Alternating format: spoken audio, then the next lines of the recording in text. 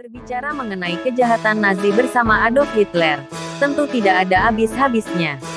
Namun, selayaknya pemimpin pada umumnya, Hitler bukan sekadar diktator rasis yang hanya bisa marah-marah dan membunuh orang-orang non-Jerman. Beberapa kebijakan Hitler bahkan membuatnya memiliki banyak pendukung dari kalangan rakyat Jerman. Setidaknya, ada 6 keberhasilan Adolf Hitler bersama Nazi. Berikut ulasannya. 1. The Volkswagen. Pada 1930, Hitler mencari seseorang yang mampu membuat mobil dengan harga yang terjangkau oleh kelas pekerja di Jerman. Hitler lalu membentuk perusahaan mobil milik pemerintah yang bernama Volkswagen, yang artinya mobil rakyat. Saat Perang Dunia Kedua, Volkswagen memproduksi kendaraan-kendaraan militer.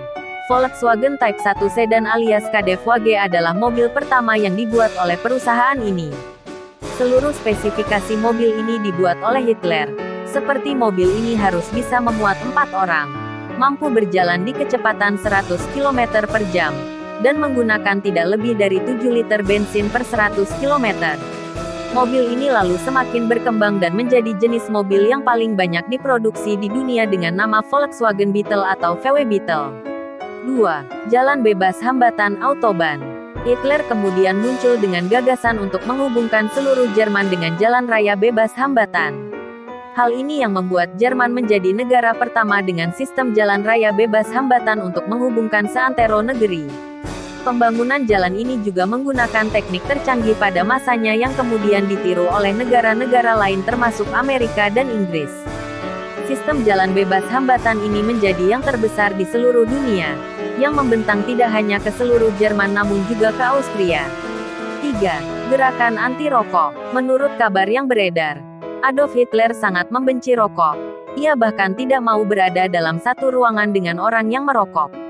Untuk itu, ia memulai kampanye anti-rokok dengan biaya termahal dan paling berhasil di dunia. 4. Memajukan dunia kedokteran. Nazi memiliki peran penting dalam memajukan dunia kedokteran.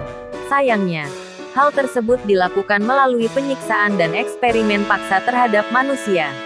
Para ilmuwan Nazi mempelajari hipotermia di kamp konsentrasi dengan cara menenggelamkan korban ke air dingin atau membiarkan mereka berada di luar saat musim dingin tiba. Semua ini dilakukan untuk memonitor suhu badan, detak jantung, pergerakan otot, dan urin. Untuk mempelajari efek obat-obatan baru, mereka menyuntikkan 2 manusia dengan bakteri mematikan, sambil memberikan obat kepada salah satu dari mereka. 5. Berinovasi dalam bidang perfilman. Sama seperti rezim totalitarian lainnya, Nazi Jerman berinvestasi sangat besar dalam propaganda. Menurut Nazi, film dan musik dapat digunakan sebagai alat propaganda dan pilar kebudayaan yang penting. Keberhasilan Nazi dalam bidang perfilman dapat dilihat melalui film Triumph des Willens, Triumph of the Will. Film ini dianggap sebagai salah satu film paling penting dalam dunia perfilman. Dengan budget yang tak terbatas, sang sutradara, Leni Riefenstahl dapat dengan bebas menggunakan teknologi tercanggih yang ada saat itu. Tidak hanya itu, sang sutradara juga menggunakan jumlah kru yang sangat besar untuk membuat film ini.